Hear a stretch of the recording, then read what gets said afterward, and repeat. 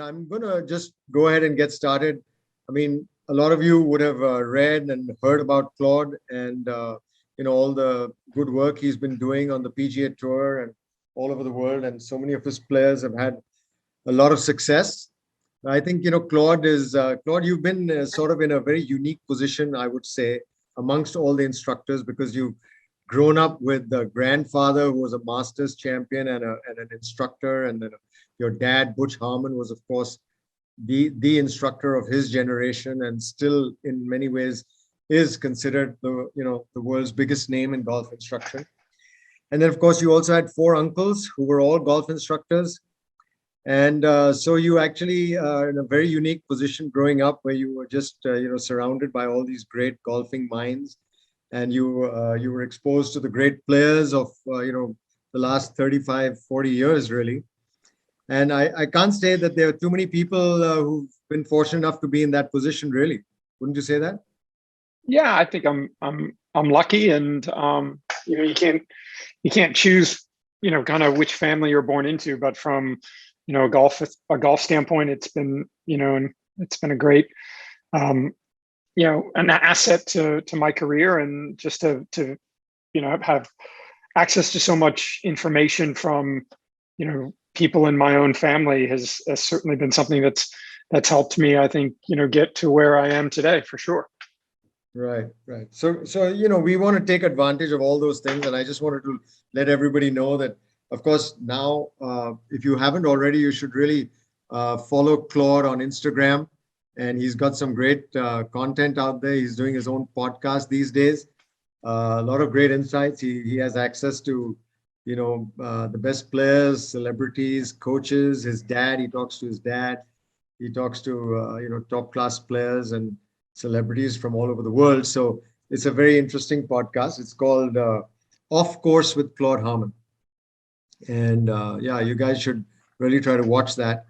And Claude, I'm sure by the end of the show, you'll have a lot of fans and believers here in India. And we'll all be watching your progress and progress of your many students. And I was very proud, that when in November, when Dustin Johnson walked off the 72nd green after winning the Masters at Augusta, you were one of the first people he actually, shook hands with or hugged. And that was a great moment, I'm sure, for you as well. Yeah, it was, it's always special when you're, lucky enough to work with players and, to be on DJ's team, as I have been for, going on close to a decade now, to really see him achieve one of the goals that he wanted to achieve, I think is the most special thing, because, I think all players kind of set goals that they want to achieve, and DJ's always had very lofty goals, and to not only see DJ win another major championship, but to win the Masters. He grew up not far from Augusta. It was a tournament. I think if you asked most golfers professionally, I think being a Masters champion would be probably at the top of the list of tournaments that they'd want to win. So, and I think for also when a player wins at Augusta, all of the things that go with being a Masters champion, it's very different.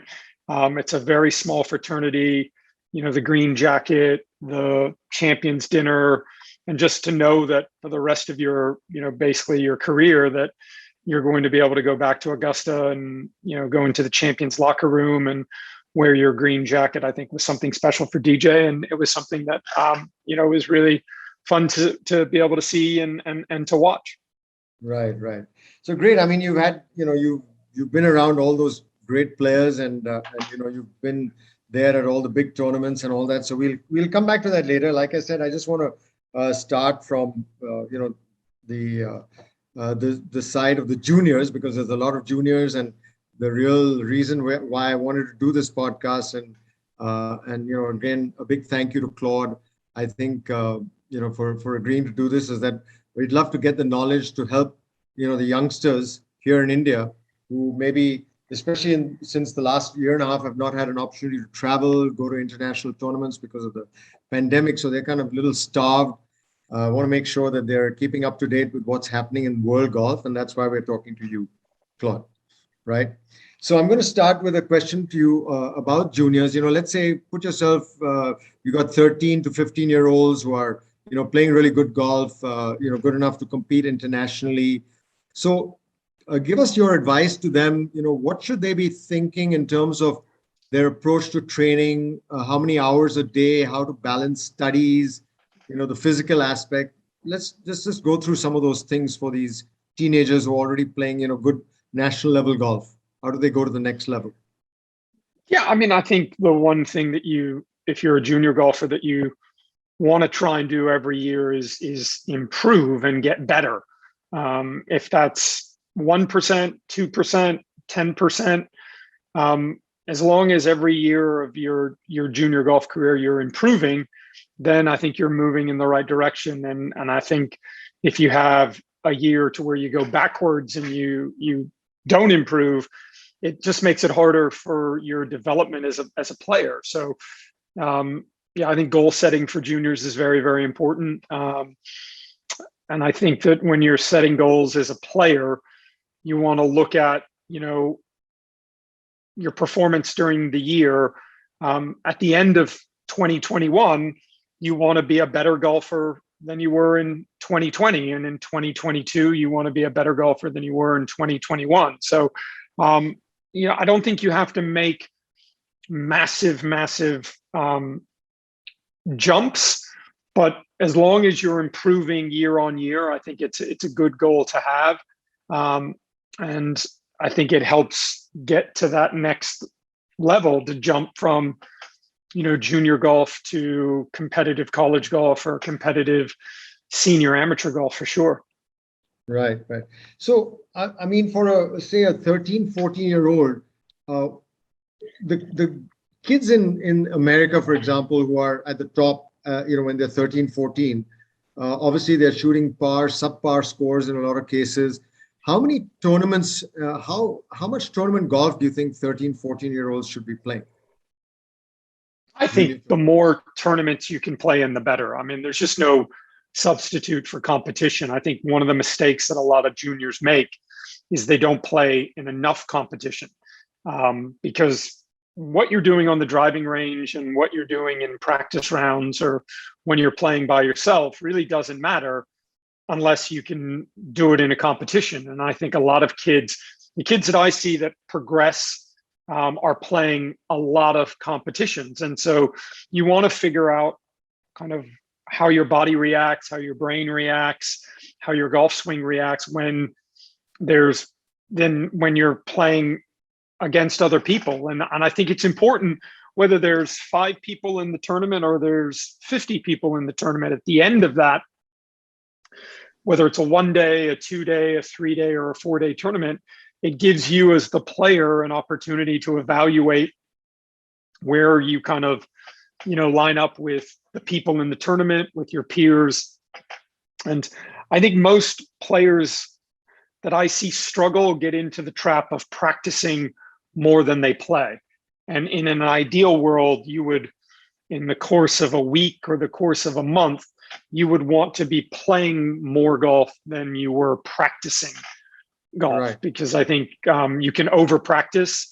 And I think a lot of young, juniors are very, very practice focused as opposed to playing focused. And like I said, it doesn't really matter how you practice. The only thing that really matters is what happens when the game is being played. And right. I think that's really, there is an art to playing golf. There's an art to scoring. And those are the things that are way more important than practicing. So would you, similarly, would you say that, one should not get too over obsessed with technique, getting, some players are obsessed with technique. They think everything is about the technique.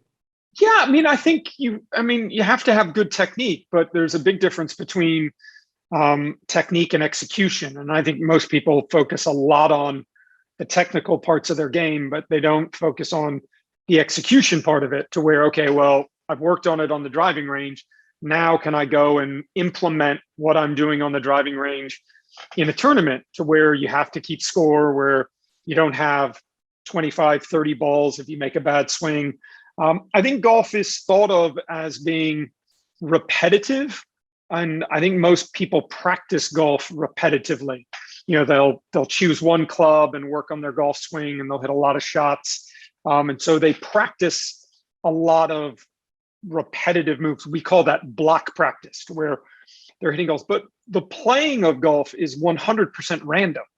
It's all randomized. So let's say you've been practicing on the driving range, working on your golf swing and working on your technique with a 7-iron, and then you go and play a round of golf. It might be 4, 5, 6 holes, maybe even 9 holes before you actually even have a 7-iron in your hand, and that's what you've done all of the practicing with. So there's block practice, which is doing the same task over and over and over and over again. And then there's randomized practice, where you're doing a bunch of different things. And I think a lot of juniors get caught in spending a lot of time in block practice, where they're just kind of doing one specific thing versus kind of practicing everything. If you think of a golfer, you would want, as a junior golfer, you want to try and figure out what kind of athlete you want to be. And there's 2 types of athletes that we like to try and have golfers think about. You could either be a marathon runner, or you could be a 110-meter sprinter. And if you look at marathon runners, their body shapes tend to be very, very similar, because they only do one thing. They just run long distances. That's basically all marathon runners do. They just practice running long distances. If you look at the body type of a 110-meter sprinter versus the body type of a marathon runner, the 110-meter sprinter is training and has to be able to do a lot more things other than just run fast. And so if you could think of your golf game as, you just don't want to be good at one specific task, you want to be able to kind of do a bunch of different things and train accordingly. And I think a lot of golfers get really stuck into just working specifically on their technique. And you'd be really surprised that a lot of the tour players, when we're home, if we're going to practice, it's going to be practicing for something specific. It's not practicing just for the sake of practicing. So, a good example, DJ, when he's home, we play way more than we practice when we're at home. If we're practicing, we're working and practicing on something specific. But after our practice is done, he wants to go to the golf course and either go play 9 holes or go play 18 holes, to where he wants to be able to see if anything that he's working on in practice is able to work in when the game starts. I think it's a good thing to have days as a junior golfer to where you don't do any practicing, that you just go play. You have a very, very short warm up, maybe 15, 20 minutes, half-hour warm up, and then go play 18 holes or go play 9 holes. I see a lot of junior golfers go through kind of long, elaborate practice sessions, 2, 3, 4-hour practice sessions, and then they go play golf. I think you want to have days where you're just practicing and you're not playing. And then I think you want to have days where you're playing and not practicing. And in an ideal world, you would want to be playing more than you're practicing. Got it. And would you also recommend to juniors that when they are practicing, that they try to hit a lot of different shots and not do just that one shot over and over again? Do you recommend? Again, I think you want to break up your practice. Yeah, I think you want to break up your practice sessions into technique and execution. So technique is a lot of block practice, to where you're basically just kind of doing the same thing over and over again. So what I like to have players do is, if they're working on their technique, let's say they're working on the backswing, going back in a specific position, or work on the downswing, whatever it is that you're working on from a technical standpoint, do that. Work on that for a half hour, 20 minutes, 30 minutes, to where you're just working on technique and you're just working on positions, and then say, okay, now I'm going to give myself 10 balls, 15 balls, 20 ball, give myself a challenge, a 10-ball challenge, and say, okay, I've been working on this position in my golf swing because I'm trying to draw the golf ball. Okay, I've practiced this move for a half hour, an hour now.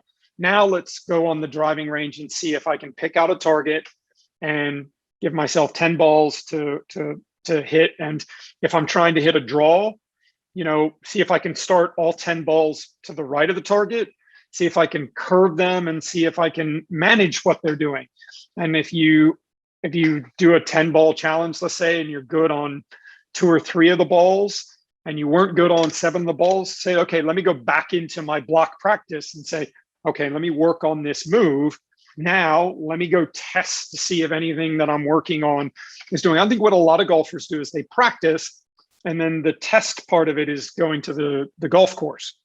And so what happens is they go out on the golf course and they're trying to work on their golf swing, and they're practicing their golf swing when they're playing golf. You practice on the driving range and you play golf on the golf course. So in an ideal world, when you would go play golf, you would just be hitting shots, picking out targets, not really thinking of any of the mechanical things that you're working on. I think a lot of players get stuck into working on their mechanics on the golf course as opposed to thinking about scoring. The only thing that matters when you play golf is what kind of score you put in on the scorecard. And the object of golf is to get around the golf course in the lowest amount of strokes possible. And I just see a lot of players go out on the golf course and they're kind of doing what they're doing on the driving range on the course, which is working on their swing, and they're not really kind of thinking about strategy or where they're trying to hit the golf ball or where they're trying to miss the golf ball. So there's an art to playing golf, and then there's an art to practicing golf. And I would much rather see players that are better at playing golf than they are at practicing golf.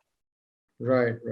No, that's really useful, because I think even in tournaments sometimes, young players can get caught up in trying to make perfect golf swings on the tournament, rather than what you're saying. Just Yeah, I mean, I think everybody listening would be surprised at. I think everybody thinks tour players are always hitting it good. They always have their best stuff. Their golf swing's always in a good place. And, that might happen a couple of times a year, maybe. And you'll hear players all the time when they win golf tournaments say, you know what, I know I won last week. I didn't really play that good. I played better 3 weeks ago and came in 15th place. But everything kind of fell into place. I got some lucky breaks. I made the right putt at the right time. And so you don't always have your best stuff. A good example is, I think about 2 years ago, 2019, we were at the third playoff event in Chicago, which Justin Thomas ended up winning. And the first round, he had, I think, a legit chance to shoot 58 and 59. Ended up, I think he shot 61 or 62. And he was warming up on the driving range. I was working with Ricky Fowler at that time, and he was about 2 or 3 spots away from us. And it's probably one of the worst warm-up sessions I've ever seen a good player have. I mean, he shanked a couple, he topped a couple, he hit a couple fat, and he just had zero control over his golf swing. I mean, we were trying, Ricky and his caddy, Joe Scarborough and I, it was so bad, we were trying not to laugh, and halfway through the warm-up, Justin said to his caddy, Jimmy Johnson, hey, this isn't going to get much better. I'm just going to go putt. And when they got over to the first hole, it was at Medina. First hole's a pretty lengthy par 4, and his caddy Jimmy Johnson gave him the 3-wood and said, "Hey, we're not going to hit the driver." And Justin Thomas said, "I'm just going to hit an iron and hopefully I can make contact, because I've got no chance at making a contact with a 3-wood or a driver right now." And he kind of hit it in the middle of the first fairway, just aimed for the middle of the green. He said he made a couple pars, and then, on about the 3rd or 4th hole, he made a lengthy, I think, birdie putt. And then he had a legit chance that day to shoot 59. And we saw him after the round, and we were all laughing. And he said, I didn't think I was going to break 80. And so the warm-up was terrible, but the actual playing of the game was good. So sometimes your warm-ups are going to be good, and sometimes your warm-ups aren't going to be good. Sometimes, but you still have to play regardless. And I think a lot of junior golfers put a tremendous amount of pressure on themselves in their warm-ups. If the warm-up isn't good, if they don't, practice good, they feel like they can't go out and play. And it's a little bit like, even though golf is an individual sport, it's a little bit like, a cricket match. If India is going to play Pakistan, it doesn't matter who's hurt. It doesn't matter who's playing good, who's not playing good. Regardless, they have to play the game if their best player is injured, if their best player has not been playing great. So you always have to play as a golfer, regardless of what's going on, whether you're hitting it good, whether you're hitting it bad, whether you're warming up good, whether you're warming up bad. So that's where I keep saying there's a real skill and an art to learning how to play golf and learning how to score as opposed to just practicing. Right. So yeah, so what you're saying is when you're on the course, don't play golf swing, just play golf score. Yeah, play golf. Yeah. Strategy. I mean, Different. I think most golfers that are struggling to kind of break 80 for the first time, break 70 for the first time, if you go back and you look at what's actually happening on the golf course, you always want to ask yourself, okay, is what's holding me back my technique, or is what's holding me back my execution? And I'll give you a great example. There's a girl that I work with. She sent me a message the other night. She was playing in a junior tournament, and she shot, what'd she shoot? She shot 78 in a junior tournament. And so whenever I work with juniors, the first thing I always ask them is, okay, tell me what score you shot. And she shot 78. And I said, so how many 3-putts did you have? She said, well, I had 4 3-putts. And I said, how many double bogeys and triple bogeys did you have? And she said, well, I had 1 triple bogey and I had 1 double bogey. So there's 4 3-putts, that's 4 shots. And then the double bogey is 2 shots. And then the triple bogey is 3. So that's almost 10 shots that she's wasting. So if she shoots 78. So if she turns the double bogey into a bogey and the triple bogey into a double, she saves 2 shots. So instead of shooting 78, she shoots 76.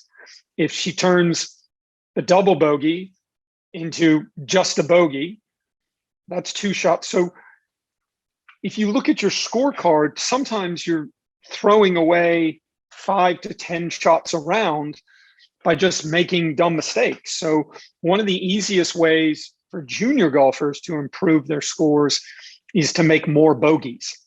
Not make more birdies, not make more eagles, just make more bogeys as opposed to making double and triple bogeys. Because a lot of junior golfers, their scores are just, they're very volatile. They'll make some pars, they'll make a couple of birdies, but then they'll make a double and a triple bogey. And that's, sometimes that's 5 shots. And if you just improve that by making more bogeys, sometimes the score becomes something from the mid 70s to something that's kind of in the low 70s. Right. So it's about, learning how to make smart choices and not trying to play crazy shots, which can make you that triple, or if you don't pull them off. I mean, if you think about it, if you get into trouble, specifically if you hit a tee shot to where you get into trouble, the goal should be to get out of trouble in 1 shot, right? Yeah. Get back to the fairway in 1 shot to where you then have another shot that you can hit from the short grass, from somewhat of a flat lie. But I think what a lot of juniors do is they hit it in the trees, and then it takes them, they try and hit a hero shot through the trees, and as opposed to just pitching out sideways, pitch out backwards, get the golf ball back in play. And I think a lot of times, if you think about the mistakes that you're making logically, I would say most junior golfers, struggle with the execution part of it as much as they struggle with the technique part of it. But the difference is they're always practicing their technique. Right. They're never practicing actually going out and trying to score. I mean, if you think about junior golfers, if you are a junior golfer, you should never be aiming for the flag on any of the par 3s. You should just try and put it in the middle of the green. And, I think most tour players would tell you that if for the week in a 4-round tournament, I think most tour players think if they could play the par threes in even par, they're probably going to have a chance to win the tournament. Wow. I think most golfers, if they, at the beginning of the week, if you gave them the par threes and said you can play them in 1 over, I think most golfers on the PGA Tour would take that, because the par threes are where I think most golfers are overly aggressive.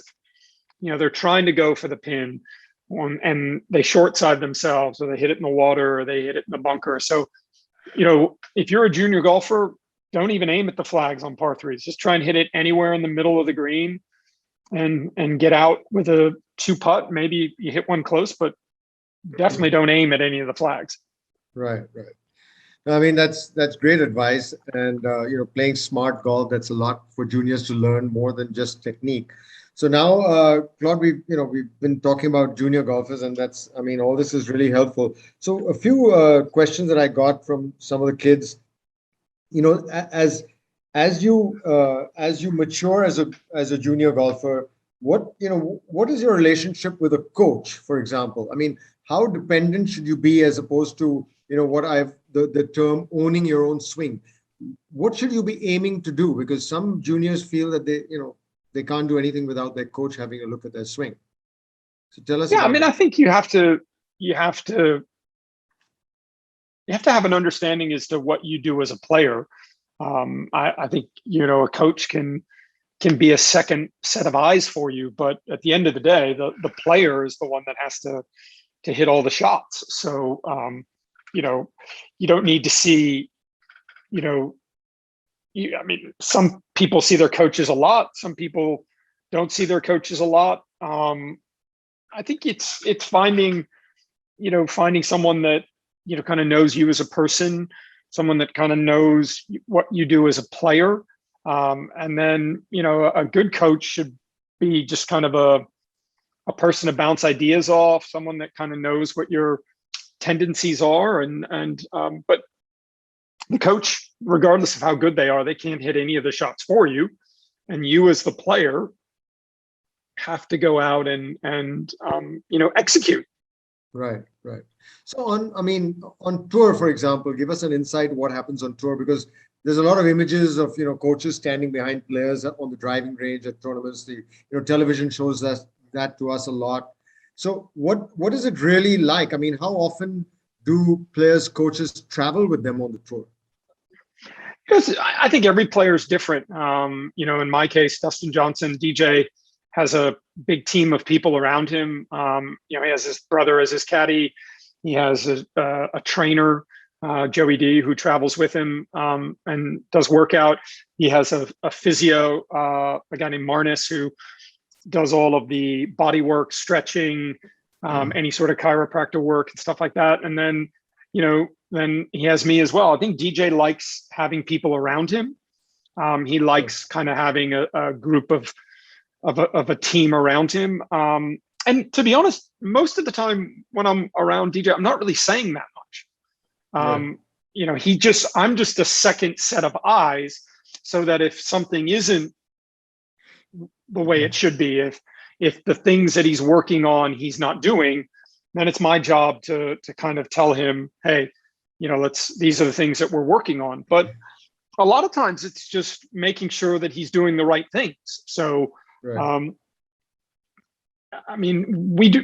If we're going to work on things, we tend to work on things at home as opposed to work on things at tournaments, because you can't really once the tournament starts, there's really not a lot as coaches you can do. Once the game starts, there isn't a huge amount that you can do, because the players are in play mode. They're not in practice mode or tinker mode. So even sometimes if players are playing poorly, you can't really do a lot of work while the tournament's going along, because they're trying to score. I think part of what we do on tour is somewhat of a safety net or security blanket. The players know that, we've kind of seen 1,000, tens of thousands of their golf swings. And if something's wrong, a lot of times during practice rounds, We're talking about strategy. We're talking about what club they're going to hit off the tee,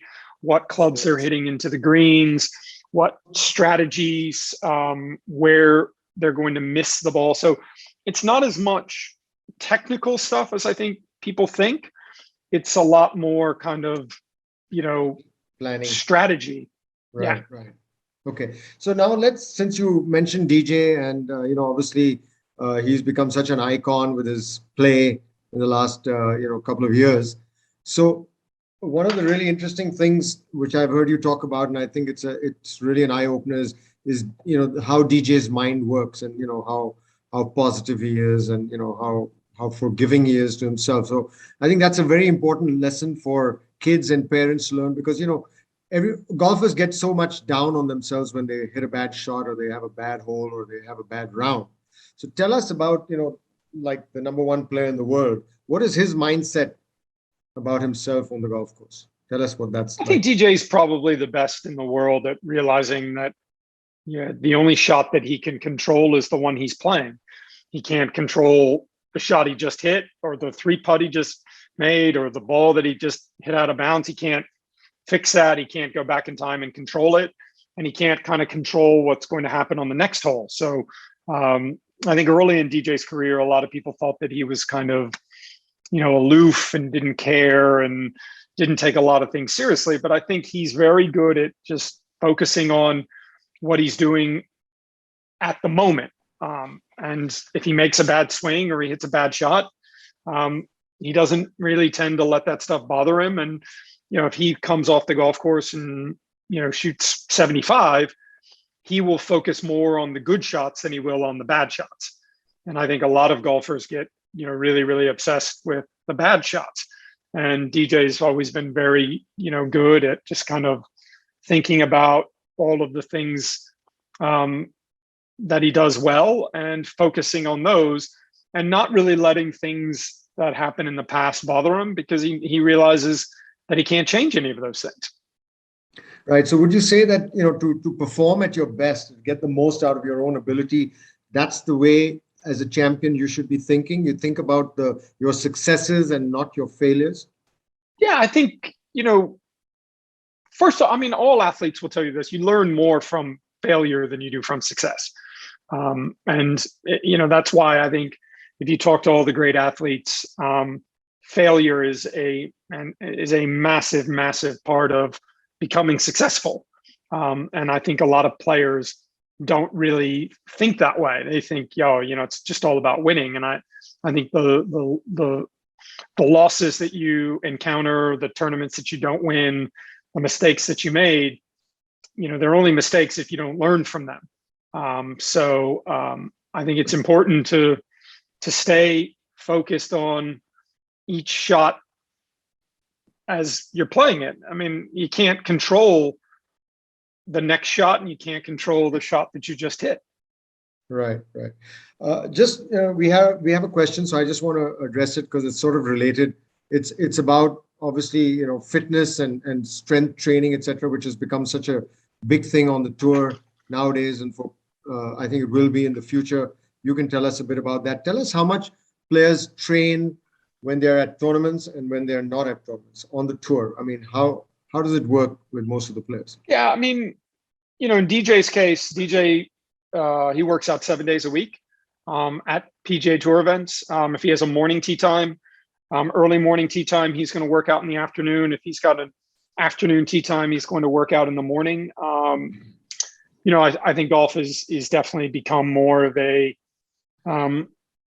physical sport than it maybe was 15, 20 years ago. I don't know anybody inside the top 10 in the world that doesn't work out, that doesn't have a trainer, that doesn't have a specific workout program. A lot of the working out that players do is for, longevity, because you're hitting so many balls, because you're walking so many rounds, you're going to get tired. So I think a lot of the workouts that players do help them for sustainability throughout the course of the year. So if there's a rain delay and you end up having to play 27 holes, or you end up having to play 36 holes, if you're not in shape and you're not working out, you're going to get tired faster.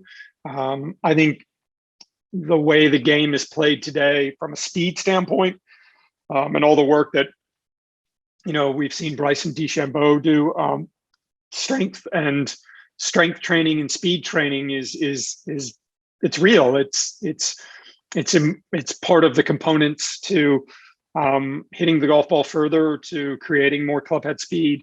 And so I think a lot of the workout dynamics of professional golfers have all, has very much changed over the last 20 years for sure. And, I always say to kids, if you're a junior, if you're a 13 to 15-year-old junior and you're not working out and you're not trying to get in better shape and you're not trying to get faster and trying to get stronger, somebody else is.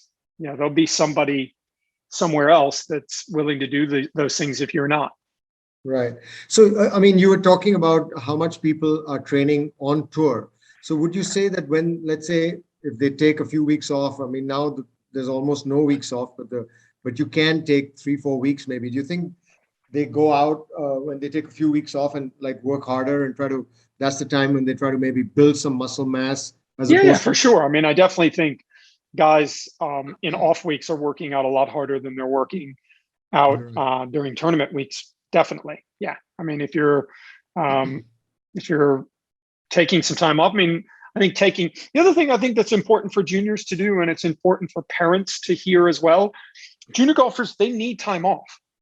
They need time. They need a break away from golf. They need to take, I try and talk to all the junior golfers that I work with and say, listen, build in one day a week where you're not doing anything. We're not doing anything golf related. You're not practicing, you're not playing. Take a day off, go do something else, go do another sport, go do whatever it is you like to do, because we see a lot of junior golfers get overuse injuries. We see a lot of junior golfers get burned out because all they do is play golf. And so I think building in time, and tour players do that as well. Tour players will build in vacation weeks, they'll build in, off days and things like that. And I think that's really, really important as well, for sure. So Claude, you mentioned something, go and play some other sport, because some people have talked about the importance when you're growing up in your maybe pre-teens and early teens especially, to play multiple sports so you kind of have an all-round athletic ability. What is your observation with good junior players in America? Yeah, the more sports you can play, the better. And again, if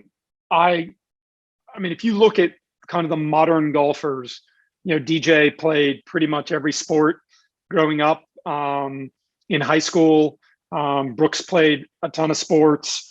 Tiger played sports. I think there is a very big risk between over specializing in golf early. And I see a lot of kids struggle because they're not athletic and the only thing they really do is play golf. And you want to play as many sports as possible, either individual sports. I'm a big believer that one of the things that helps junior golfers tremendously is playing team sports, because team sports teach you a lot of things. I think one of the big things that team sports teaches junior golfers is if you're on a team, you can play poorly and the team can win, and you can play great and the team can lose.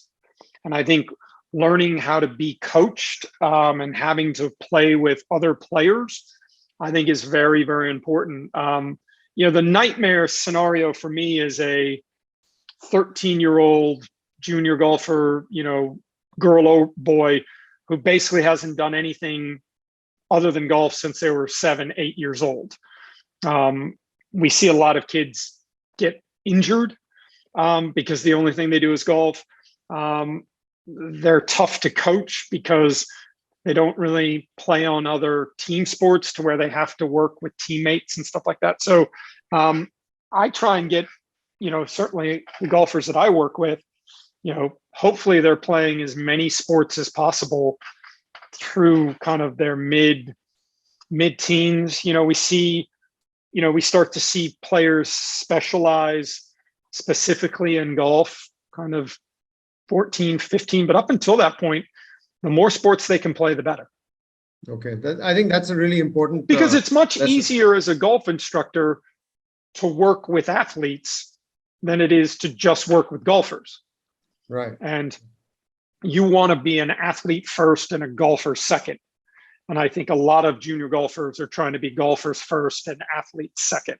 And I think it's much easier to excel and move up the ladder if you're a good all-around athlete and you're playing golf than if you're just a good golfer. I think we see it more in junior girls than we do with guys, because if you're a junior girl and you've been specializing in golf, and I've seen this happen numerous times, you've been, all you've done is play golf since you were 8, 9 years old, and you get to, your mid-teens, 13, 14 years old, and you end up playing in a junior golf tournament with another girl that's maybe been playing golf for less than a year. And she comes from an athletic background and she hits it 30, 40, 50 yards past you. And we see a lot of kids, kind of go, wow, I've been playing golf for 7 years. This player has only been playing golf for a year and they already hit it further than I do. And, I've seen that happen numerous times to where kids just kind of go, well, what's happened? And what's really happened is you're competing against someone that's an athlete first. And, the easiest thing to do as a golf instructor for me is to help people hit the golf ball straight. That's easy. Yeah. Having people hit the golf ball far and having people hit the golf ball with speed and distance, you either have speed or distance or you don't. It's a little bit like running. You can either run fast or you can't. And, so I think golfers forget that golf is like every other sport. And, you have to train and approach it accordingly for sure. But definitely you want juniors playing in as many different sports as possible. Right. No, that's brilliant advice. I think that's something which we should all be careful of, is over specializing at too young an age and just focusing on only golf and no other sports. But just going back, because I think DJ is such an interesting and is such a great role model now. I heard you talk about how DJ sticks to a routine and how he's almost obsessively sticks with his routine and does the same things, and how disciplined he is and focused. So tell us about that, because I think that's really inspirational for youngsters who want to be their best. I mean, I think DJ's, you don't get to number one in the world and do everything he's done without a tremendous amount of hard work. He's pretty regimented when we're on the road. We normally stay in houses. He has a chef. We pretty much eat breakfast pretty much at the same time every day. His workouts are very, very regular. And he kind of is very much a creature of habit. He kind of does the same thing every day. His warm-up is pretty much the same amount of time every day. He hits kind of the same amount of balls pretty much on a regular basis. So there's a lot of routine. I think it's important for golfers to find a routine that's authentic, to find a routine that works for you. Not everything works for everybody. So I think DJ, all of the great players kind of find out what works for them, and they just kind of stick to that kind of basic routine. And you've also talked about DJ and very regular with his eating habits. Talk to us about nutrition and the importance of that, growing up as an athlete and being a peak performer. How important is diet? I mean, he doesn't, he eats pretty clean. He doesn't, when we're on the road at tournaments, he doesn't drink alcohol. If he's going to drink alcohol, he'll drink alcohol on off weeks. I don't think I've ever seen him drink a Coke or a Pepsi or anything like that. He drinks a tremendous amount of water. He eats a lot. He doesn't really eat a lot of, he'll eat red meat occasionally, but he eats a lot of chicken, he eats a lot of fish. He eats a tremendous amount of vegetables. His chef kind of builds his meals around, is it going to be a heavy day? Is it going to be a slow day? If he's playing early, let's say DJ gets, he's got a tee off on Thursday at 7:20. He normally likes to be at the golf course about an hour and a half before he plays. So that means on a day to where DJ would be teeing off at 7:20, the rest of the people, the team, were pretty much up by around 4:30 in the morning. He eats, he does a dynamic warm up. He'll go play. We'll come home, we'll have lunch, and then we'll go to the gym and then dinner. He doesn't really stay up that late. But yeah, I mean, I think nutrition, he eats probably more now on the golf course than he used to. I think a lot of players get into the trap of not eating anything on the golf course. And at some point, you need fuel. You have to have fuel to keep not only your body going, but your mind going. And I think we see a lot of junior golfers struggle late in rounds. On the back nine, the last 3 or 4 holes, they make some big numbers. And, we've had pretty good success with juniors in saying to them, listen, talk to me about what you're eating on the golf course. And they're saying, well, I'm not eating anything. And so we talk a lot to players about making sure that you've got, nuts, sandwiches, fuel in your bag so that you're eating stuff on the golf course. It definitely helps. Right. So that's good. I mean, nutrition is another important factor, especially when you're growing, in your growing years, you need the fuel that much more because your body is, growing.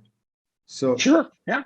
So what about things and like, also if you're walking, I mean, if you're walking a golf course, you're walking, 7, 8, 9 miles. If you're carrying your own bag or in a pull cart, you're going to expend a lot more calories than you think. And Right. you need to kind of replenish that stuff on the golf course. You need fuel to keep your brain and your body working. Right. So, again, switching to the mental side, because, that's so important. And that's what really, I guess, distinguishes, the elite players from maybe some of the others. And you've talked about, how DJ doesn't complain, even if the greens are bad. I remember you talking about him at Chambers Bay, where the greens were horrendous at the US Open some years ago. And, he was the least. Tell us a bit about that and about what he thinks about how he's played. Somebody asked him after a bad day how he's played, and, he doesn't get all down on himself. Yeah, I mean, I think he doesn't really complain that much.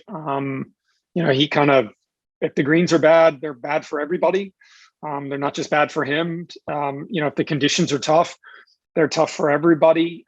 So he's pretty kind of even keeled. He doesn't really kind of get too high. He doesn't really get too low. And I think that works. It works for him. Some players are a little bit more volatile. Guys like Jon Rahm can be a little bit more volatile, and, it works for John. But I just think DJ has a good kind of mental focus. Right. Okay, just a question about, kids who are growing fast and therefore their bodies are changing. And how do you deal with that, making swing changes and things while they're going through a growth spurt? Yeah, I mean, most kids go through growth spurts, and, the big thing that you want to do if you notice that you're going through a growth spurt, your coordination's probably going to be a little bit off. It'd be a really good idea to not play in any competitions, because your competition, skills probably aren't going to be what they normally are. You wouldn't want to be making any real kind of technical changes to your golf swing because your body's changing when you're going through growth spurts, and really just, practicing and playing, but kind of letting your body get through these, growth spurts. There's a lot of science and data to back up, that type of stuff. But yeah, I mean, you'll go, probably most kids go through 2 growth spurts in their life. And, you see a kid, that maybe you've seen and you're like, wow, he looks like he's grown, 2-3 inches from last year. And they've they've gone through a growth spurt. But the entire time they're doing that, their body is also changing, and their ability to coordinate their movement patterns are changing as well. Right, right. So, I mean, there was a question that given a benchmark of how much water you should drink on the course if you're playing in hot, humid conditions, that's what we have most of the time in India when the junior tournaments are held in the summer holidays. What would you say? I mean, how many liters of water should a kid be drinking? I mean, the one thing you want to do if you're going to be playing in, a lot of, heat and tough conditions, in an effort to try and not get dehydrated, you need to start drinking water, a lot, a couple hours before you even go out on the golf course. So you're going out on the golf course hydrated, because I think a lot of times when kids and juniors get dehydrated, they're already in trouble anyway. So, I'm not feeling great, I'm going to start drinking some water. It's going to help a little bit, but you want to try and, if you're going to go out and play 18 holes and in the afternoon, you want to make sure that you're drinking a lot of fluids and drinking a lot of water before you get out on the golf course. Because if you notice you're starting to get dehydrated, by that time, it's kind of almost already too late. Right, right.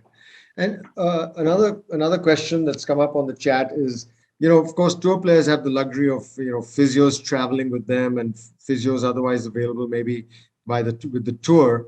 But how do kids go about handling injuries? I mean, what should they do? I mean, it's a very sensitive issue because they go out and they work out. Maybe they're unsupervised. They don't have trainers all the time, and they always trying to push their limits. They get injured. Yeah, I mean, I think it's important, if you are going to do any sort of physical activity as a junior golfer and have a workout program, it should be supervised. It should be, the first thing you want to do is get physically screened for any of the athletic movements that you're going to make, to make sure that your body can physically do that. Getting on any sort of workout program in an ideal world, you would be doing that supervised. You wouldn't be doing that on your own. If you're hurt and you do kind of have an injury, it's good to let your body heal, to give yourself time. I mean, I don't know many athletes that have come back from injuries too late. Most athletes that come back from injuries try and come back too early and then get re-injured. And, I certainly don't think that, I think also as a junior golfer, being honest with the people around you, being honest with your parents, golf isn't a contact sport. So golf physically should not be hurting your body. As a 15-year-old, 13-year-old, junior golfer, you shouldn't be in pain hitting golf balls. Right. There's nothing that you should be doing that should be causing you to physically be in pain. Yeah. So if you get injured, take time off, heal yourself, come back when you're ready. Sure. Don't push it. Absolutely. Don't try to ignore it because it can only get worse, I guess. Yeah, without a doubt. Right. Okay. So good question just came up, and from a very good amateur player who's on the chat, and he asked, how do you make the best use of practice rounds? I mean, what are tour players doing? They've got everything with their yardage books, etc. So what are they really trying to do during a practice round? How do they get the most out of it? I think a lot of practice rounds are trying to figure out, what clubs you're going to hit off the tee. Are you, if you look at where the bunkering is, if you look at where the water is or whatever, you're trying to figure out, okay, what strategy am I going to employ? So if there's bunkers, the caddies will be saying to the players, listen, it's 270, 275, 280 to carry those bunkers, or we lay back short of them. Where are the pin positions going to be? Trying to figure out where, pin positions are, throwing balls around the green to try and figure out what type of shots that you're going to hit, trying to get a feel for what the rough is like, trying to think about where you're going to miss the golf ball if you are going to miss it. Is it better to miss it to the right? Is it better to miss it to the left? You'll see a lot of times tour players will kind of look at fairways and look at greens, especially off the tee, you'll see players go, well, listen, if the miss to the right is better than the miss to the left, it's a tougher shot if we miss it left than if we miss it right. If we miss this green, getting up and down out of this bunker is easier than getting up and down from the rough. And I think a lot of it is just strategy, getting an idea of where the wind's going to be. If the wind is going to be the same, and just really just more about strategy and scoring as opposed to just numbers. Right. But of course, reading the greens is a big key, I would imagine. Sure, yeah. And hitting putts to different, parts of the green to kind of see, okay, well, that breaks more this way. This is more downhill. So if they put a pin here, it's an easier 2-putt if I'm below the hole. If the pin is here, it's a tough 2-putt if I'm above the hole. And just kind of getting an overview of the way the golf course is playing. Right. And then, strategizing based off of that. Right.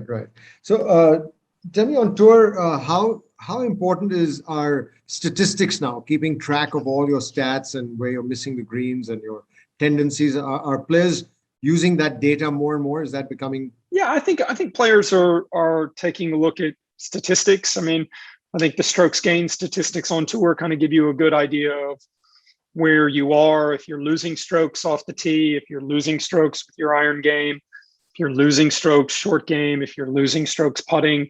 I think it's easy to go back and look.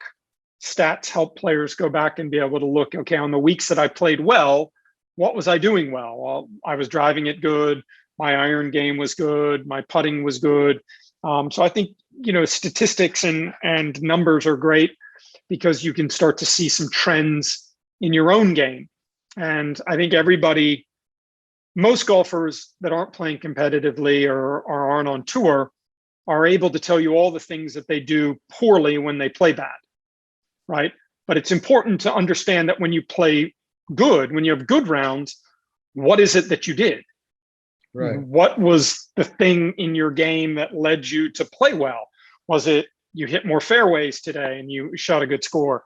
You hit more greens today and you shot a good score? You got up and down more, you putted well, or is it a combination of those things? So I think statistics allow you to kind of look at areas. For us on the PGA Tour, we're constantly looking at stats because we're being able to look at stats and how they measure up against everybody else on tour. So, if you look at the best players in the world, it's kind of easy to go through their statistics. John Rahm, DJ, Justin Thomas, any of those guys, you can go on PGAtour.com and say, okay, he's a really good driver of the golf ball. This guy is a really good iron player. This guy is a really good putter. And I think stats are important for sure. And there's loads of different programs out there that you can use. There's apps you can use. Arcos is a great tool that puts sensors. You can put sensors into your clubs and link it to your phone, and it can kind of tell you what you're doing on the golf course. We use that a lot with junior golfers. And there's loads of different stats apps that you can put in your phone and just kind of record data so you can kind of get an idea as a player on what you're doing. Right. What did you say that app was, which you can put sensors on the club? There's a company called Arcos. And what is Arcos? See how you spell that. But Cobra, you can get, let's see. ARCCOS, somebody is. Yeah. And TaylorMade, Ping, Cobra all have those sensors already embedded in all of their grips for all their clubs anyway. So it's a huge tool. Okay. So more and more people are making use of technology to help them improve. So tell me, in terms of a youngster planning his practice time, because you talk about the putting and short game is so important. What is the percentage of practice that you should spend on your short game as opposed to hitting full shots? Because the glamour side, I everybody mean, wants to be banging balls. I mean, what should a yeah, in player an do? ideal world, your practice time should be 60-40 short game versus full swing. 70-30 wouldn't be a bad thing. I think most people, if you're putting in your short game, especially going into tournaments, you would want to be putting more time into your short game than you would be on your full swing for sure. Right, right. So that's an important, sort of breakup to keep in mind. And in a typical day, I mean, what are tour players are hitting balls before, after, most of the time after the round? Uh, what is Tournament that? days, yeah, most tour players practice, before they go out and play. Yeah, for sure. Some practice after the round, some don't. Like it's all kind of individual. I think most players tend to hit some balls after the round, specifically if they want to try and work on something for sure. Right, right. So I know, Claude, we've kind of done an hour, so we're just going to have one or Yep. two last questions, if that's okay with Okay. you. Okay, so Perfect. couple of, I mean, this is changing tracks. Tell us about, probably your best memory being out on tour with players so far in your career. What's your best memory? I mean, listen, when players win, it's always really fun to watch. I've been lucky enough to be at all of the major championship wins that I've been a part of. I've been, I think, lucky enough now to be a part of 7 different major championship. Ernie Els won the Open Championship 2012. That was probably the first one that I'd ever really been around. And then seeing, Brooks win 4 of the majors that he won, and then be there for DJ. I just think there's a tremendous amount of work. And I don't think people realize how much time and effort and work goes into winning, tournaments and winning majors. So if you're able to be a part of one and be able to see a player, lift a major championship trophy, it's pretty cool. Yeah, no doubt about that. Being present at majors to see your players win is obviously going to be a great. And I'm sure people are speculating. I don't know whether you want to shed any light on this or not, but are there any insights into the health of Tiger Woods and what it looks like? Because what you see in the media, you don't, is there more? I know it's going to be a long road. The injuries that Tiger had were pretty significant, and I don't think anyone knows what the time frame is. I think the big thing that Tiger, in talking to the people around him, if the goal is to get him to where he's walking unaided on his own and then working from there. But I think the big thing right now is just getting Tiger back to where he can just, do what we all do and walk normally and live somewhat of a normal life. So I think, it was a very unfortunate accident. And, I just don't think anyone knows what the time frame is. Who are your top picks for the best young players of the next few years? Oh, I mean, there's so many good young players now. I mean, there's guys that are winning that are young players, guys like Justin Thomas, guys like Colin Morikawa. There's just a lot of good talent, all over the world. It doesn't matter which country it's from. I just think there's a really good crop of players under the age of 30, under the age of 25. And I think we'll continue to see that. We'll continue to see, players progress. And with the strength of the PGA Tour as compared to everything else, how important do you think it is for players from Asia to try and move to the US and maybe start playing mini tours and then come up through there? Because it seems like, especially with the pandemic, the rest of the world has taken, I mean, in Asia, pro golf has come to a complete standstill. That's unfortunate, but the Asian tour, because it involves a different country every week, has just, shut down. So what would you say to a, young pro? I mean, what do these guys do? Do they need to go there, play mini tours? Yeah, I mean, it's like I said, it's tough, and there's just no substitute for competition, and regardless of where you play, you just need as many competitive reps as you can get. And unfortunately, with everything that's happened across the globe, tournament golf has been, I think, compromised for a lot of players. Right. Who's your best putter and short game player on tour? What's your pick for the best short game? Short game right now, probably Patrick Reed. I mean, it's pretty good. Putting wise, I mean, Louis Oosthuizen's currently putting the best on tour, and Jordan Spieth putts well. Ricky Fowler putts well. So there's a lot of go. I think Patrick Reed's got Shane Lowry's got an amazing short game. Okay, so those are the guys to watch. Yeah. Okay, so thanks very much, Claude. We don't want to, we've already overshot your hour. Thank you so much for doing this. I hope everybody's enjoyed the insights. I wish, we could do this again, maybe in a few months down the road. We'll try and persuade Claude again. But thanks, everybody. Thanks for joining in. And thank you very much. Round of applause to Claude. And I think everybody's appreciating it, getting a lot of nice comments on the chat. So thank you. Perfect. Thank you, Claude. Thanks, and everybody. Have a great day. Enjoy your week off. Bye. Thank you. Bye, everybody. Thanks for joining in. Thanks.